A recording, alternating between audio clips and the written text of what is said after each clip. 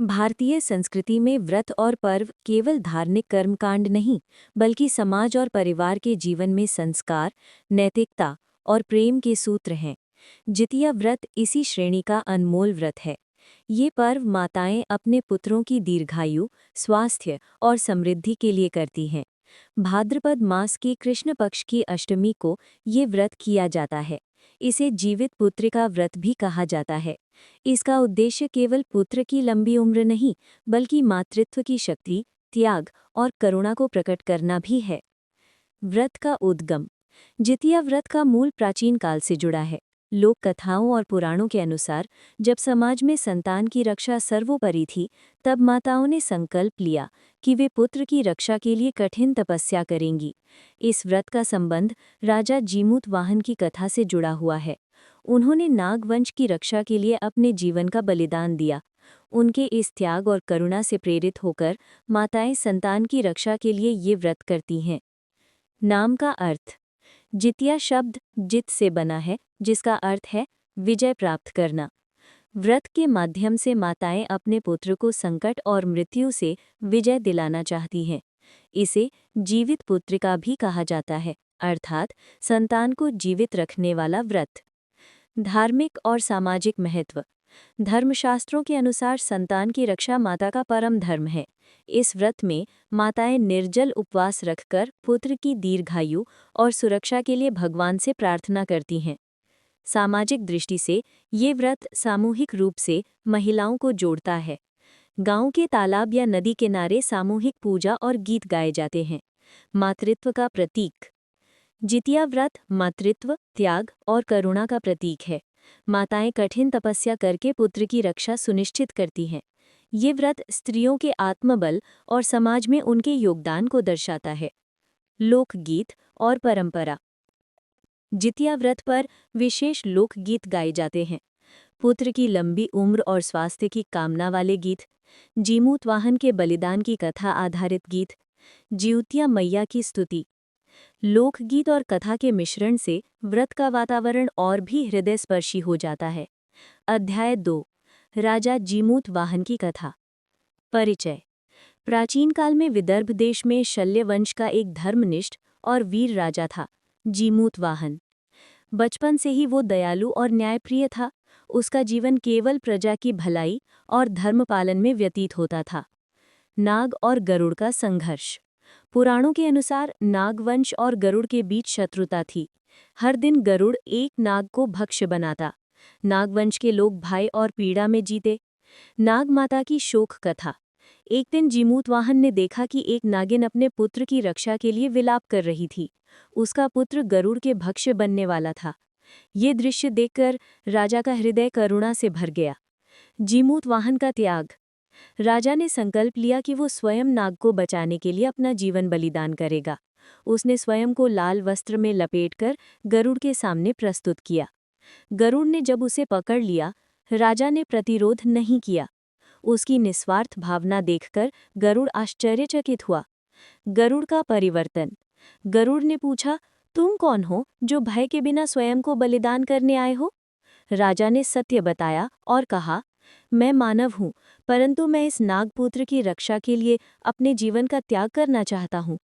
गरुड़ उसकी करुणा और त्याग से प्रभावित हुआ और प्रण किया कि अब वो नागों का वध नहीं करेगा। कथा का संदेश। करुणा सबसे बड़ा धर्म है। त्याग से ही जीवन में विजय मिलती है। माताएं इसी कथा से प्रेरणा लेकर अपने पुत्र की रक्षा के लिए जितिया व्रत करती हैं। व्रत की पूर्व तैयारी। जितिया व्रत में सफलता पाने के लिए पहले से तैयारियां करना आवश्यक माना जाता है। इसके तहत महिलाएं सप्तमी को विशेष स्नान और शुद्ध भोजन करती हैं। ये दिन मानसिक और शारीरिक तैयारी का होता है। स्नान। सुबह जल्दी उठकर गंगा या किसी शुद्ध जलाशय में स्नान करना।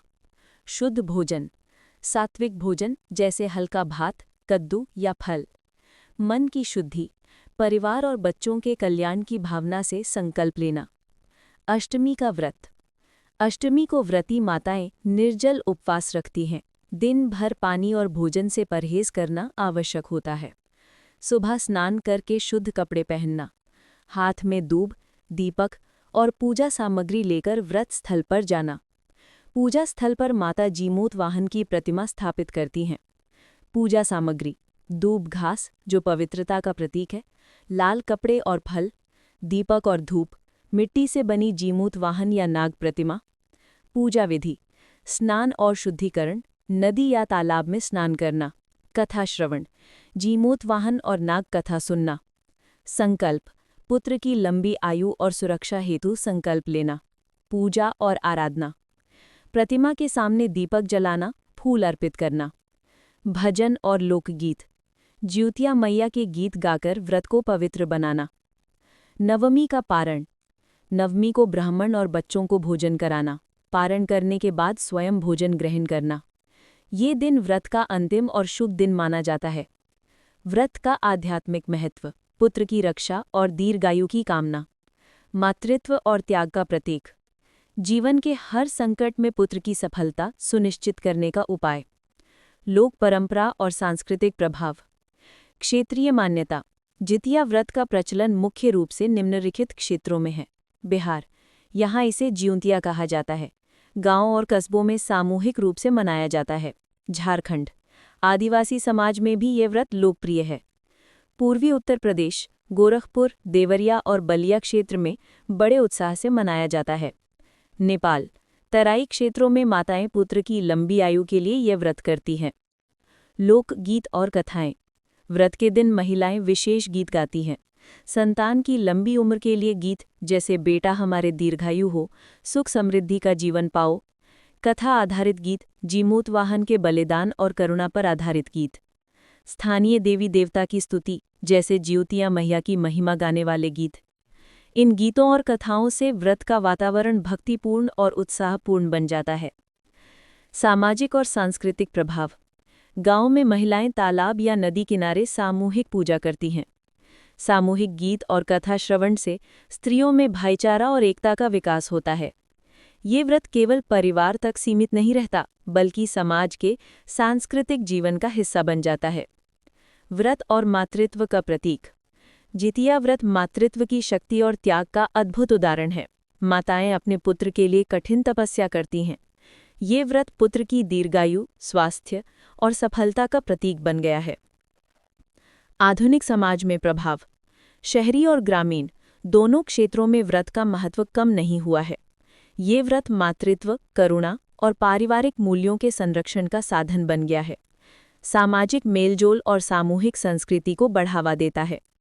आज के समय में भले ही विज्ञान और तर्कशील सोच ने जीवन के कई पहलुओं को प्रभावित किया हो, परंतु जितिया व्रत का महत्व और प्रासंगिकता आज भी बरकरार है।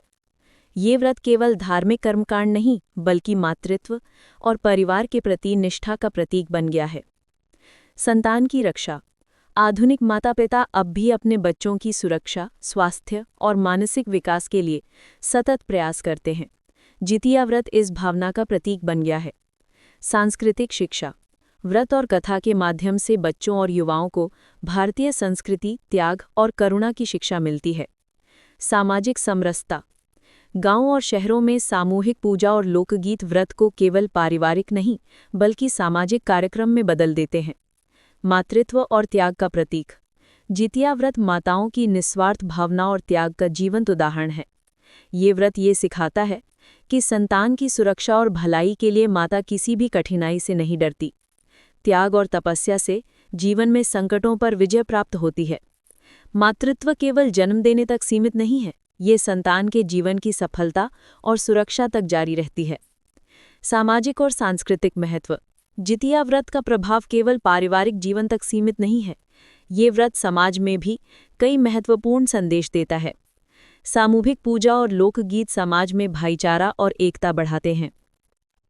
लोकगीतों और कथाओं के माध्यम से नई पीढ़ी में सांस्कृतिक और धार्मिक शिक्षा का संचार होता है।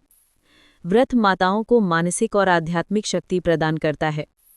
लोक कथाओं और आदर्शों का प्रसार: जितिया व्रत से जुड़ी लोक कथाएं जैसे राजा जीमूत वाहन की कथा माताओं के समर्पण और करुणा की मिसाल प्रस्तुत करती हैं। कथा में यह सिखाया गया है कि बलिदान और करुणा से ही जीवन की सच्ची विजय मिलती है। यह आदर्श माताओं के लिए प्रेरणा बनता है और बच्चों के लिए नैतिक शिक्षा का माध्यम। आधुनिक समाज में भी माताएं इस कथा को सुनाकर बच्चे में गुण, नैतिकता और सहानुभूति विकसित करती हैं।